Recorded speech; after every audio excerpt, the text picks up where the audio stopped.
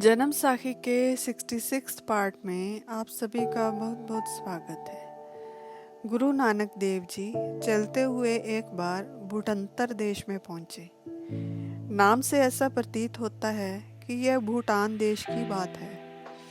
वहां वे नगर के बाहर जाकर बैठ गए। लोगों ने देखा कि संत आए हैं तो वह उनके पास जाने लगे। गुरुजी सभी को परमेश्वर को याद करने और नाम जपने का उपदेश देते। बदले में वह लोग अन्न वस्त्र आदि भेंट के लिए लेकर आते, परंतु गुरुजी किसी से कुछ भी नहीं लेते थे। यह बात सारे नगर में फैल गई कि नगर के बाहर साधु आए हैं।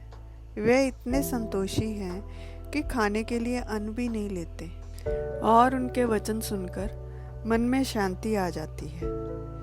यह बात वहाँ के राजा तक भी पहुंची। राजा भी सुनकर आश्चर्यचकित रह गया। यह राजा काफी व्यभिचारी था। गुरुजी इसी को सुमति देने के लिए यहाँ आए थे। राजा गुरुजी का यश सुनकर कई प्रकार की भेंट लेकर उनके पास पहुंच गया और गुरुजी के आगे प्रस्तुत कर स्वीकार करने को कहा। गुरुजी ने कहा, यह सब तो मेरे किसी काम का नहीं, आप इसे गरीबों में बंटवा दो। हमें तो सब वस्तुओं से तृप्ति है, हमें कुछ नहीं चाहिए। गुरुजी के यह वचन सुन राजा श्रद्धा से भर गया और विनती की कि आपको तो कोई परवाह नहीं है, परंतु मेरा इस तरह से भला नहीं होगा। संत तो सदा ही परोपकारी होते हैं। आप कृपा कर मेरी भेंट स्वीकार करें। मैं आपकी बहुत बड़ाई सुनकर आपके पास आया हूँ। गुरुजी बोले, अगर तुम अपना भला करना ही चाहते हो तो व्यभिचार छोड़ दो। अगर हमारे वचन मानोगे तो प्रभु से तुम्हें और भी पदार्थ दिलवा देंगे। राजा ने गुरुजी को बताया कि मेरा मन बहुत चंचल है, यह कभी तृप्त नहीं होता। मेरी लालसा ऐसे बढ़ती है जैसे लकड़ी डालने से आग और बढ़ती है। कृपा कर आप मुझे उपदेश करें और मेरा मन इस विकार से मोड़े। इस पर गुरुजी ने उपदेश दिया, हे राजन, शरीर में केवल हड्डियां, मांस, रक्त और मलमूत्र ही है। ऊपर से चर्म और बाल लिपटे हुए हैं। ऐसा विचार करो, यह शरीर तो दुर्गंध से भरा हुआ है। और सुनो, इस पाप के बदले मृत्यु के पश्चात तुम्हें बहुत कष्ट भोगने होंगे। यमदूत लोहे की स्त्री बनाकर उसे तपाएंगे, फिर तुम्हें उससे बांध देंगे, फिर डंडों से मारेंगे और भी कई प्रकार के कष्ट देंगे।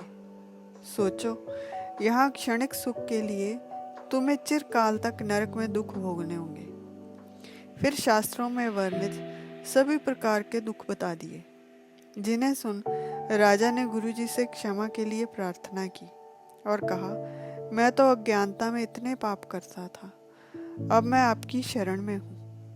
गुरुजी प्रसन्न होकर बोले, सुनो राजन, अब आगे से कोई पाप मत करना। पीछे जो किए वह बख्शे। अब सदा मन में सत नाम का सिमरन करो। नगर में एक धर्मशाला बनवाओ, वहाँ सत्संग करो और हरि की महिमा गाओ। फिर गुरुजी ने उसे अपना शिष्य बना लिया। इसके बाद राजा ने अपने सारे बुरे काम छोड़ दिए, गुरुजी के वचनों का पालन किया। उसकी प्रजा भी गुरुजी की शिष्य बन गई। इस तरह कुछ दिन बीते तो राजा गुरुजी के पास अपनी एक इच्छा लेकर आया। उसने कहा, संत जी, आपके आने से हमारा बहुत भला हुआ है। कृपा कर एक इच्छा और पूरी कर दो। गुरुजी ने राजा की मंशा पूछी तो राजा ने कहा कि हमारे देश में चावल और ऊन, यह दो ही वस्तुएं होती हैं और कुछ नहीं होता। गुरुजी ने वरदान दिया कि हे राजन, अब से तुम्हारे देश में सब प्रकार का अन्न होगा, सब प्रकार की खानें होंगी। यहाँ कपास उगेगी जो कि कपड़ों की खान होगी और सोने चांदी की भी खानें होंगी। यहाँ विभिन्न प्रकार के फूल उगेंगे जिससे तुम्हें अलग अलग तरह की खुशबुएं या इत्र मिलेंगे। इस तरह यह वरदान देकर गुरुजी वहाँ से जाने लगे तो राजा और वहाँ की सारी प्रजा ने गुरुजी से वहीं रुकने के लिए प्रार्थना की। गुरुजी वहाँ रुकने के लिए नहीं माने। सभी ने बहुत प्रयत्न किया, परंतु गुरुजी ने कहा, जैसे आप सभी मुझे चाहते हो, वैसे संसार में और भी बहुत से लोग हैं जो मुझे चाहते हैं। हमने सबके पास जाना है। जहाँ जहाँ प्रभु का आदेश होगा, वहाँ वहाँ जा पहुँचेंगे। इस तरह सबको धीरज देकर वे आगे चले गए। आज के लिए इतना ही। फिर मिलेंगे एक नई वीडियो के साथ। तब तक के लिए विदा। आपको ये वीडियो कैसी लगी कमेंट सेक्शन में ज़रूर बताइएगा। लाइक, सब्सक्राइब और शेयर करना ना भूलें। अनजाने में हुई किसी भी भूल के लिए हृदय से क्षमा। और मेरी इस वीडियो को अपना अमूल्य समय देने के लिए आप सभी का बहुत बहुत धन्यवाद।